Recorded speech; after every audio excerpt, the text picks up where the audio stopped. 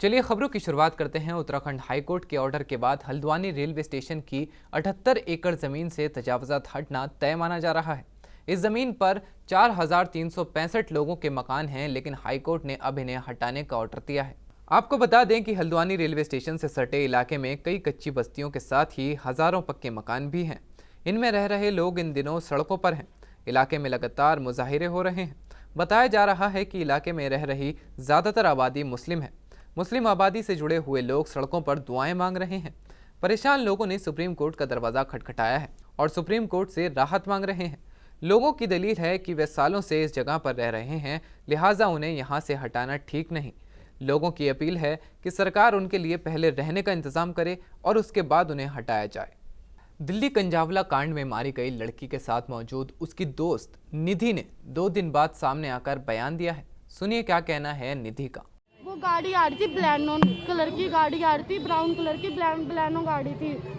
उसने सामने से सामने टक्कर करी हमें। लड़की बहुत ज्यादा नशे में थी, लड़की गाड़ी के नीचे आ गई। ठीक है, लड़की की गलती है। जो लड़की इतने नशे में ड्राइविंग कर रही है, मैंने उसको मना करा कि मत कर मत चला, मैं होश में हूँ, मेरे को चलाने दो।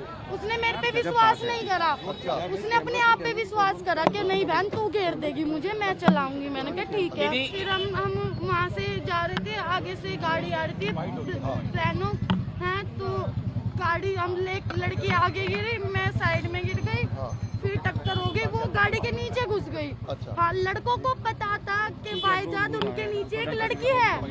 लड़कों ने जानबूझ के इस मौत को अंजाम दिया। उनको पता था, लड़की नीचे से चिल्ला रही थी।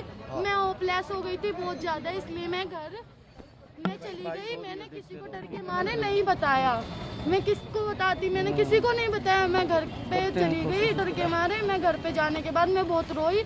उसको ब्लैनो गाड़ी 2 बार आगे लेके गई, 2 बार पीछे लेके, फिर आगे लेके, फिर स्पीड में उसे खींचती हुई अपनी उसके नीचे उसके कुछ अटक गया था। अच्छा। वो किसी चीज में अटक गई थी नीचे गाड़ी के। अच्छा। अटकने के बाद वो आगे गई, पीछे गई, आगे गई, फिर उसे गाड़ी बिल्कुल आगे घसीट के ले गई। फिर उसे घसीटते वो छुट्टी नहीं होगी, उसे घसीटते बिल्कुल आगे ले गई।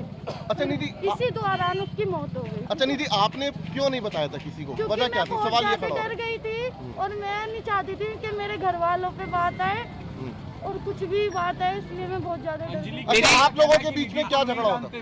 जानते हैं, उसकी मम्मी जानती है। अच्छा, आप लोगों के बीच जानते हैं, बात को लेकर हुआ था? झगड़ा ही नहीं हुआ हमारा। मैं कह रही थी मैं ड्राइविंग करूंगी क्योंकि वो बहुत ज्यादा नशे में थी। अच्छा। निधि, एक चीज बताओ जरा, आपने 4 लड़कों से बात की थी, वो 4 लड़के कौन थे? नहीं, वो हमने बात नहीं करी थी, वो हमारा पीछा कर रहे थे। वो पीछा कर रहे थे? कौन? वो बलिनो वाले पीछा कर रहे थे आपका? नहीं, वो ब्लैनो वाले नहीं कर रहे थे, वो जो ओयो के बाहर खड़े थे, वो हमसे बात कर रहे थे। ऐसे हमारी लड़ाई नहीं हो रही थी, वो हमारी ऐसी चाबी पे बहस हो रही थी।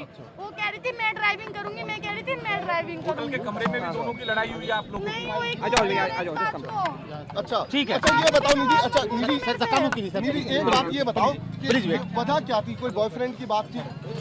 हाँ, उनकी पर्सनल मैटर था, उनका पर्सनल मैटर था, उसमें मेरे को नहीं पता उनका पर्सनल मैटर था। क्या हुआ उन दोनों के बीच, क्या नहीं हुआ, वो उन दोनों को पता है। मैं बाहर चली गई थी उस टाइम पे। बोला था निधि ने ऐसा? अंजलि ने मुझसे कुछ ऐसा नहीं बोला। निधि के बयान पर दिल्ली विमेन कमीशन की सदर स्वाति मालीवाल भड़क गईं। उन्होंने कहा कि उसकी दोस्त अंजलि को बदनाम करने का काम कर रही है। टीवी पे अंजलि की दोस्त बार बार ये कह रही है कि अंजलि की ही गलती थी। तो मैं ये जानना चाहती हूँ कि ये कैसी दोस्त है कि इसकी दोस्त अंजलि गाड़ी के नीचे आ गई, इसके सामने आ गई, चिल्ला रही थी, रो रही थी, और ये लड़की वहां से भाग खड़ी होती है और घर में जाके सो जाती है। इसने किसी को इन्फॉर्म करने की जरूरत नहीं समझी, पुलिस को नहीं बताया, अंजलि के पेरेंट्स को नहीं बताया। उस समय ये स्कूटी उठाकर उस गाड़ी का पीछा भी तो कर सकती थी, ये कोशिश तो कर सकती थी, कोई कोशिश तो करती जिससे कि अंजलि की जान बचाई जा सकती हो। तो एक तो इसने कुछ करा नहीं, ऊपर से जब पुलिस इसके पास पहुंची तब से लेकर अब तक ये सिर्फ और सिर्फ अंजलि को बदनाम करने में लगी हुई है। तो मुझे समझ नहीं आता कि ऐसी लड़की जो अपनी मरी हुई दोस्त उस तक की नहीं हो सकती, उसकी बातों पे कैसे विश्वास किया जा सकता है। अंजलि ने एक बहुत ही ज्यादा दर्दनाक मौत झेली है। उसको बुरी तरीके से मारा गया है। 12 किलोमीटर तक दिल्ली की सड़कों पर उसको घसीटा गया है। उसकी नग्न डेड बॉडी दिल्ली की सड़क से मिली है। इतना दर्द उस लड़की ने सहा, उसका क्या कसूर था? ये जो भी दोषी हैं, इनको फांसी की सजा होनी चाहिए। और ये जो लड़की अंजलि की दोस्त बताती है अपने आप को, इसकी भी जांच होनी चाहिए। प्लीज विक्टिम को ब्लेम करना बंद कीजिए और अंजलि का कैरेक्टर असैसिनेशन करना पूरी तरीके से बंद कीजिए। वहीं दिल्ली के डिप्टी सीएम मनीष सिसोदिया ने अंजलि के घर का दौरा किया और मुतासिर परिवार से मुलाकात की। इस दौरान मनीष सिसोदिया ने कहा कि ये दरिंदगी के अलावा कुछ नहीं है। ऐसा हो ही नहीं सकता कि गाड़ी में बैठे लोगों को पता ना चले। उन्होंने परिवार को जल्द नौकरी देने का वादा किया है और कहा है कि सरकार से पूरी मदद मिलेगी। वहीं सीएम केजरीवाल ने भी कहा था कि 10 लाख रुपए मुआवजा दिया जाएगा। यूपी के डिप्टी सीएम ब्रिजेश पाठक का कहना है कि कांग्रेस की भारत जोड़ो यात्रा फ्लॉप शो साबित हो गई है। कांग्रेस पार्टी और उनके नेता की यात्रा पूरी तरह से फ्लॉप शो साबित हुई है। उत्तर प्रदेश से होकर के गुजरने की उनकी हिम्मत नहीं पड़ी, क्योंकि वो चुनाव के दौरान अपने उन साथियों को, उन भाई बहनों को बिलखता हुआ छोड़ करके चले गए जिन्हें उन्होंने कई बार देश की सबसे बड़ी पंचायत संसद में भेजा, और उन्होंने केरल को अपना लिया था। उत्तर प्रदेश में किनारे किनारे जा रहे हैं। उत्तर प्रदेश से उनका कोई लेना देना नहीं है। माननीय मुख्यमंत्री जी अभी मुंबई जा रहे हैं और सभी मंत्री जिनका दायित्व इस दिशा में लगाया गया है, वो विभिन्न प्रदेशों की राजधानी की यात्रा करके निवेश के लिए उद्योगपतियों को आमंत्रित करेंगे। उनको लेकर के फरवरी माह में आने वाले ग्लोबल इन्वेस्टर समिट के लिए आमंत्रित करेंगे। अभी 15 जिलों को हमने चिन्हित किया है जहां पर इस प्रकार के मरीज अधिक हैं। उनको हम चिन्हित करके उनका समय से इलाज मिले, पहले उनकी जांच करेंगे, उनको दवाइयां उपलब्ध कराएंगे। इसके अलावा कैंप लगा करके एक एक व्यक्ति की जांच भी कर सकते हैं। यदि कोई बीमार मिलेगा तो उसका हम इलाज की सुव्यवस्थित चिंता करेंगे। अभी हम सड़क सुरक्षा सप्ताह नहीं, ये पूरे माह चलाएंगे, 4 तारीख से लेकर के, और हम आने वाली 3 फरवरी तक चलाएंगे। और इसमें सभी विभागों के समन्वय को हमने एक साथ मीटिंग किया है। इसमें शिक्षा विभाग है और आबकारी विभाग है, पीडब्ल्यूडी विभाग है, नगर विकास है, पंचायती राज है, कि जितने भी हमारे सड़कें हैं, एक तो हमें स्पीड लिमिट में चलना है। जहां पीडब्ल्यूडी की सड़कों पर ब्लैक स्पॉट है, जहां पर एक्सीडेंट अधिक होते हैं, वहां पर हम रंबल स्ट्रिप बनाएंगे या चिन्ह लगाएंगे जी यहाँ पर दुर्घटना बाहुल्य इलाका है। इसके अलावा जो आबकारी की दुकानें हैं वो हाईवे से और सड़क मार्ग से हम हटाएंगे।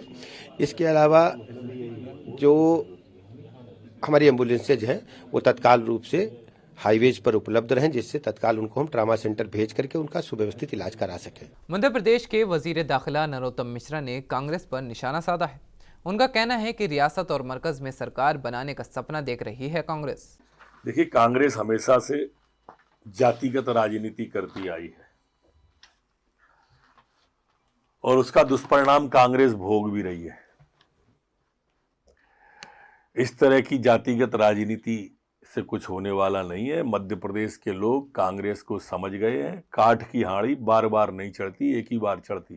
इसी को दिवास्वप्न कहते हैं। और ऐसे सपनों में अगर वो विचरण करती है कांग्रेस, तो हमें क्या दिक्कत है। मैंने विधानसभा में भी कहा था, मैं अभी भी कह रहा हूं कि 10 सालों में दिल्ली में नेता प्रतिपक्ष नहीं बना, और आने वाले चुनाव में मध्य प्रदेश में भी नेता प्रतिपक्ष बनाने लायक लोग नहीं आएंगे। शिवसेना लीडर संजय राउत ने नोटबंदी को आर्थिक आतंकवाद बताते हुए कहा कि बैंकों की लाइनों में मारे गए हजारों लोगों की मौत का जिम्मेदार कौन है। देखिए, प्रकाश आंबेडकर जी का जो बयान है उनसे पूरा देश सहमत है। हमारे पार्टी के चीफ उद्धव ठाकरे जी का भी ये बयान हमेशा रहा कि नोटबंदी का फायदा क्या है, क्या हो गया।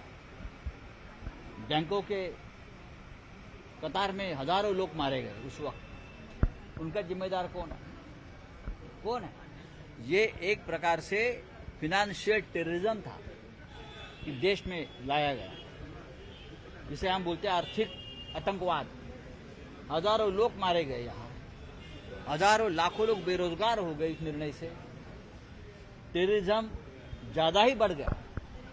ब्लैक मनी कम नहीं हुआ है, काला पैसा कम नहीं हुआ, काला धन कम नहीं हुआ, तो क्या फायदा क्या हो गया। अगर सुप्रीम कोर्ट कहता है, 4 जज कहते हैं कि ये बहुत ही अच्छा कदम था, लीगल था, लेकिन हम सहमत है जस्टिस नागारत्नम, जिसने डिसेंट नोट दिया है और अपनी बात सामने रखी है कि ये इलीगल है, उससे कुछ फायदा नहीं हुआ है और एक प्रकार के ये मनमानी थी। यही लोगों की आवाज है। सरकार बदलने के बाद अचानक हमारे सबकी सिक्योरिटी खत्म कर दी, जैसे कि हमें कोई धोखा ही नहीं है। ठीक है, हम डरते नहीं, हम तो अकेले घूमने वाले लोग, लेकिन सिक्योरिटी किसकी बढ़ाई? ये जो 40 लोग गद्दार और जो सरकार के साथ है, उनकी सिक्योरिटी बढ़ा दी। आगे पीछे अब ताफा कारवां चल रहा है, चलने दो, उनको किससे धोखा है? लेकिन उनके घर के कुत्ते और बिल्ली को भी सिक्योरिटी दी। अब देख लीजिए जाकर, उनके घर में जो कुत्ते और बिल्लियां हैं, उनके घर में जो नौकर चाकर है, उनको भी सिक्योरिटी सरकार ने दी है। आप देख लीजिए, योगी जी इस देश के एक राज्य के मुख्यमंत्री है। मुंबई इस देश की एक बड़ा शहर है, औद्योगिक शहर है, आर्थिक राजधानी है। अगर यहाँ आकर यहाँ के उद्योगपति से कोई मिलना चाहता है अपने राज्य के विकास के लिए, तो उनका स्वागत है। विरोध इतना ही है, अगर कोई बात बोले कि हम यहाँ से उद्योगपतियों को हमारे यहाँ खींच कर लेके जाएंगे, यहाँ का उद्योग लेके जाएंगे, विरोध हमारा इस पर। उत्तर भारत के हजारों लाखों लोग यहाँ नौकरी धंधे में पेशे में है ना, किसको विरोध है? अगर वहाँ विकास होता है तो अपने घर में लोग रहेंगे, तो उसमें क्या है? देश एक है। झारखंड में जैन तीर्थ स्थल सम्मेद शिखर जी को सयाहती मकाम बनाने की मुखालिफत बढ़ती जा रही है। जैन तबके की ओर से लगातार मुजाहिरे किए जा रहे हैं। वहीं इस मामले पर सीएम हेमंत सोरेन ने कहा है कि सभी मजहबों के जज्बात का ख्याल रखते हुए जल्द ही इसका हल निकाला जाएगा। मैं बहुत ज़्यादा विशेष बात अभी नहीं रख पाऊंगा, वजह क्योंकि इस विषय को बहुत अंदर तक हमने नहीं देखा है। लेकिन जो चीज़ें हैं कि भारत सरकार के द्वारा जो गजट प्रकाशित हुआ है, उसको लेके ये विषय आके खड़ा है। राज्य सरकार की तरफ से अभी हम लोगों ने ना उस पर कोई टिक्का टिप्पणी की है, ना किसी तरीके का कोई हम लोगों ने उस पर कोई निर्णय लिया। अब ये किस संदर्भ में लिया गया है, कैसे लिया गया है, इसकी थोड़ी विशेष जानकारी लेनी होगी, तत्पश्चात हम आपको बताएंगे। लेकिन ये बिल्कुल इसमें कोई चिंता करने की आवश्यकता नहीं है। सभी समाज, सभी धर्मों के प्रति हमारा सम्मान है, और जो इनके सवाल है, इन सवाल के क्या हल हो सकते हैं, ये हम जरूर देखेंगे।